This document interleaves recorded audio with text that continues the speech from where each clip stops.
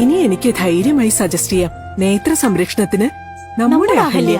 Ahalya foundation eye hospital, കേരളത്തിൽ എല്ലായിടത്തും. നൂറ്റാണ്ടുകൾ പഴക്കമുള്ള ശ്രീ നിലയങ്ങോട്ട് മുല്ലക്കൽ ഗുരു മുത്തപ്പായി മലവാരത്തമ്മ ദേവസ്ഥാനം 20 വർഷങ്ങൾക്ക് മുമ്പ് പ്രതിഷ്ഠാകർമ്മങ്ങൾ നടത്തി ആരാധന നടത്തിവരുന്ന ശക്തി ചൈതന്യം നിലകൊള്ളുന്ന കേന്ദ്രമാണ്. 2024 ജനുവരി 16 ഇവിടെ പുനരുദ്ധാരണ പ്രവൃത്തികൾ നടത്തിയത്.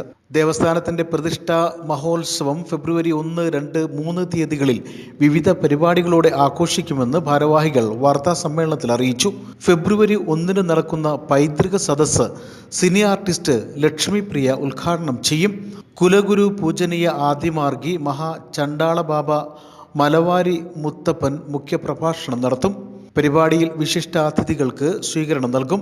വിവിധ മേഖലകളിൽ കഴിവ് തെളിയിച്ചവരെ പരിപാടിയുടെ ഭാഗമായി ആദരിക്കും. 2ാം ദിനം കാവടി പൂജ, കുട്ടിയിറക്കൽ, പുറത്തേക്കെഴുന്നള്ളിപ്പ്, തായമ്പക, മലവാര കർമ്മം, കരിങ്കുട്ടി ചാത്തനാട്ടം, സമാപന ദിവസം മഹാഗുരുതി, പൂജാസമർപ്പണം, കൊടിക്കൂറ വലിക്കൽ എന്നിവയും നടക്കും.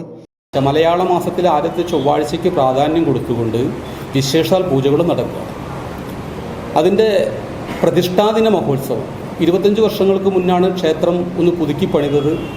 ശേഷം രണ്ടാമത് ഇപ്പോൾ ചില മാറ്റങ്ങൾ വരുത്തി ആദ്യത്തെ പ്രതിഷ്ഠാദിന മഹോത്സവമാണ് ഈ ഫെബ്രുവരി മാസം 1, 2, 3 തീയതികളിലായി നടക്കുന്നത്. ഈ പൈതൃക സൗഹൃദ സദസ്സ് ഉദ്ഘാടനം ചെയ്യുന്നത് പ്രശസ്ത സിനിമാ നടി ശ്രീ ലക്ഷ്മിപ്രിയയാണ്.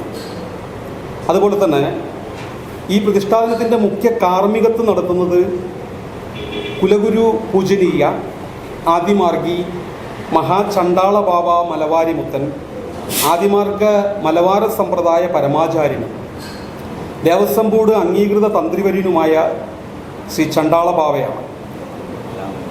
അതുപോലെ തന്നെ നമ്മൾ ഈ ചടങ്ങിൽ വെച്ച് വിവിധ മേഖലകളിൽ കഴിവ് തെളിയിച്ച വ്യക്തികളെ ആദരിക്കാൻ വേണ്ടി ഞങ്ങൾ ആഗ്രഹിക്കുകയാണ്.